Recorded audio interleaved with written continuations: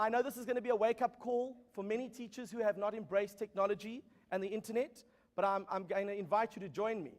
And I'd like to start off with a quote of a husband of a colleague of mine in America who said, "I'm enough of a realist to understand that I can't reach every child, but I'm more of an optimist to get up every morning and try."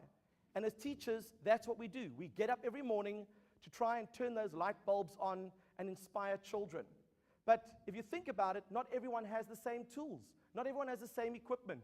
And classrooms are evolving on a regular basis. If you take a look at the photograph there, you will see Victorian times. They used to use little ink pots and little quills. Then we moved on to slates. And then, of course, we moved into classrooms. No more slide rules and no more logbooks. We have calculators and pens. And don't forget that very fancy piece of equipment, the overhead projector.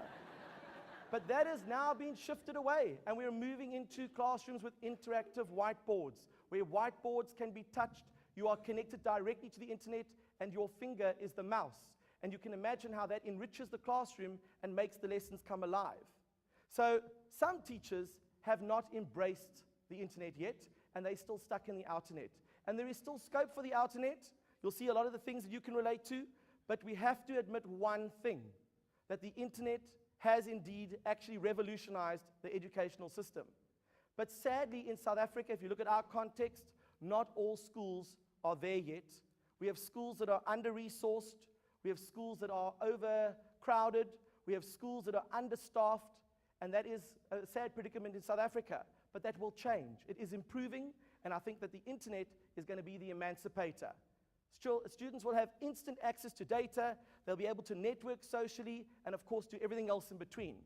But the world is changing at such a rapid pace, as you've already heard, that the top 10 in-demand jobs of 2010 did not exist in 2004. Right now, we are preparing our students for jobs that don't exist with technologies that have not even been invented. When we want to talk about the reach of the internet, to reach 50 million people, it took radio 38 years. It took TV only 13 years. We're talking 50 million people.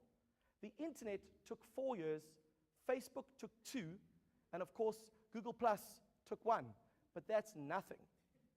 On the 5th of March, a group called Invisible Children Incorporated put a video clip on YouTube about Coney 2012, a very controversial video clip.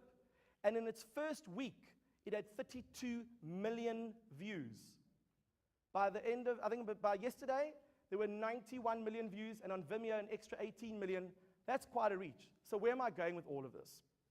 In 2011, I saw an article on the internet about an engineer who came from a very poor village in Bihar, India, and he started a school called Chaitanya Gurukul.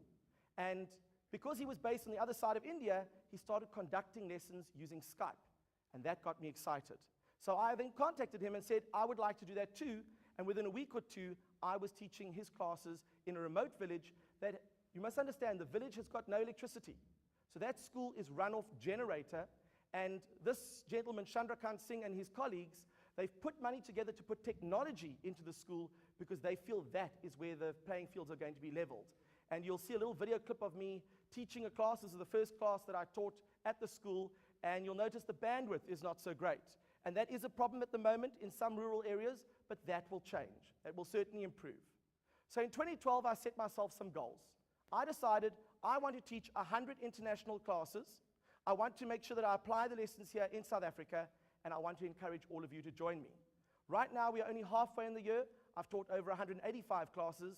I certainly have already started doing this stuff in Cape Town, and I'm going to definitely be encouraging you all to join me. And here are a few examples of some of the projects that I've been doing. I challenged some students in America to try and fold a $10 bill in half 10 times, and if they could keep it. Fortunately, they couldn't, because you should know what the exchange rate is like. I got my colleague, Dr. Don Thomas, who is an astronaut, to speak to some students while he was down in Grahamstown, and this is what he had to say. This is Don Thomas, and yeah, it's a little scary. I went into space 4 times, and people sometimes say, hey, was it scary the first time you went? And I said, yes, it was scary the first time, second time, third time, and fourth time. And that was the view from the classroom when they were interviewing us. Now, what does a teachers' conference in Illinois, USA, have to do with a Cape Town family maths evening in South Africa, and that is I brought them together. I invited the delegates at the conference, and there's Teresa and David, two of my colleagues from overseas. They joined in. I took them for a little bit of a walk around. They got to speak to the teachers. They got to interact with the students, and they got to see how a maths evening should be run, and they took that back with their colleagues and shared that at the conference. Of course, I do a lot of brain teaser sessions as well. That's one of my passions. I like to share the idea that brain teasers can be fun. It doesn't matter which country, it doesn't matter which city, it doesn't matter which language. Brain teasers are always something that people love to engage in.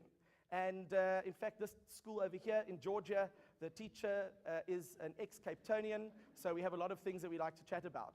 I then got some students in Denmark to compare what they get in their lunch boxes with students here in Cape Town. So they actually opened up their lunch boxes and showed us what they get.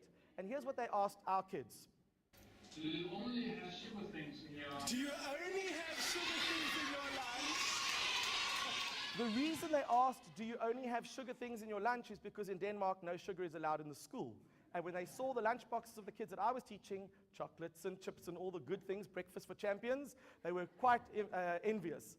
I was then asked to conduct a project where kids in South Africa and Cape Town were communicating and doing cultural exchange with children in Israel. There was dancing, there was singing, there was poetry reading, instruments, absolutely fascinating stuff where you actually get to exchange cultures.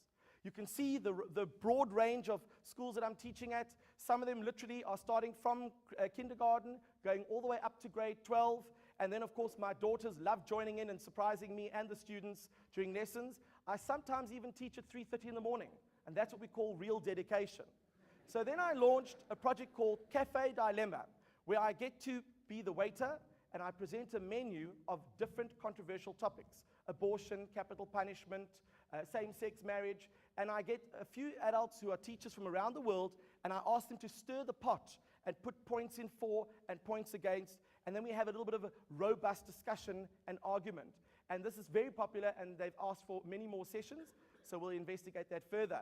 I asked a TED speaker, Jeremy Gilly, who is the founder of Peace One Day, to join in with some high school students and talk to them about his initiative of having peace on the 21st of September around the world. And here's what he had to say. And we didn't do anything ourselves, then don't blame government.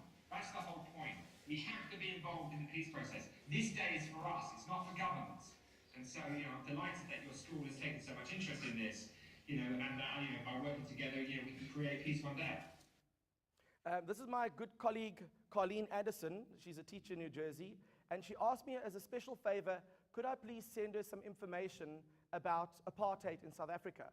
So I put together a short video presentation, nothing different to this one, and I interviewed my domestic worker, and I interviewed a principal at a high school in Cape Town, and I asked them to give their personal accounts of apartheid.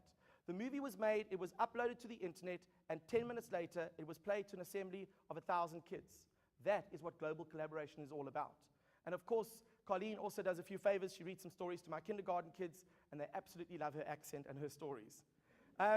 So yes, it's not just me alone. I'm not some person who just invented all of this. There are a group of educators that I meet with on a regular basis. We use Google Hangout, which means we can have up to 10 people.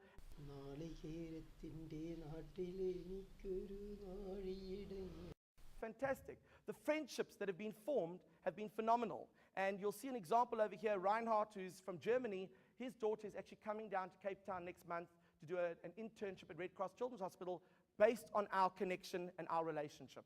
So at the end of the day, you see all these different schools all over the world. It's really about collaborating and bring them into the classrooms. Very remote schools. Some schools literally have only got 18 students in the middle of New Zealand. This could be the world's first panorama photograph that I've taken over Skype. I took a series of photos and stitched them together. I love trying different things. And this is what the students see on their side of the screen. They get to stare at my ugly mug for the entire duration of the session. So now, I then applied this in Cape Town. I went to Gugulethu for one of our projects, and I got the kids in grade 7 to talk to fellow grade 7 students. And this is the first time they'd ever seen the internet or spoken to kids in another country, and they were taken aback. They could not believe it. So this is the first of many, many other sessions that will be coming up. So now, the big question is, what else have I been up to, and what else am I going to be roping you guys into? I do weekly interviews on Indonesian radio, where I get to chat about things that are related to education. I run lots of teacher workshops, whether it's on the internet or live. Obviously, I do student evaluations, but I do it voting on Google Forms. And I also do mystery Skype, where I tap into a school somewhere in the world, put on a funny accent, and they've got to try and work out where I am using various internet tools. But of course, there are more benefits to the internet than meets the eye. If you are a student and you are absent, can you imagine checking in with your teacher and getting the homework assignment from your teacher?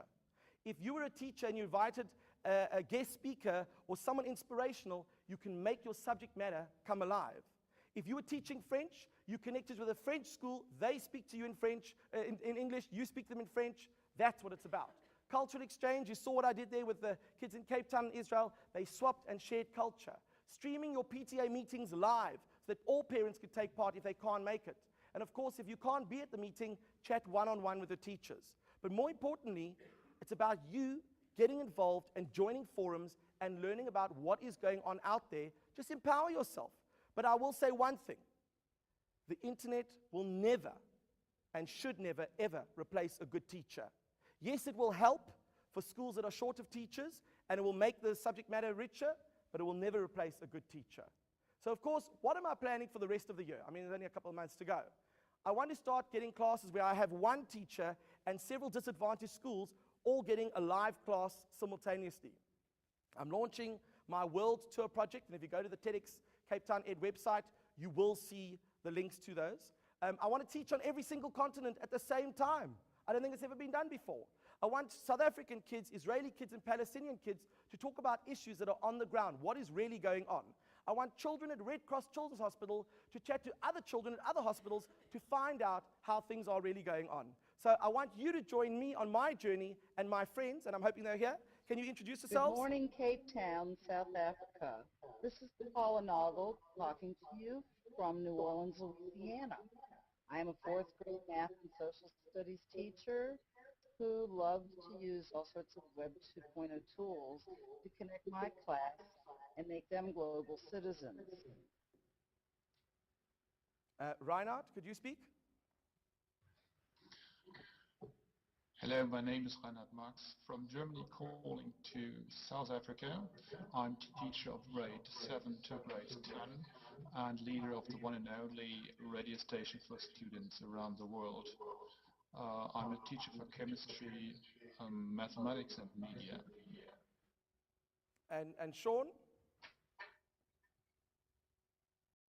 Hello, Cape Town. This is Sean McCutcheon from Ontario, Canada calling.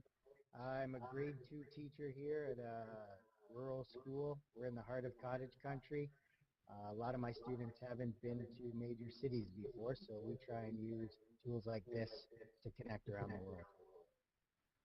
Okay, thank you. And then you could just wave and say goodbye to everyone.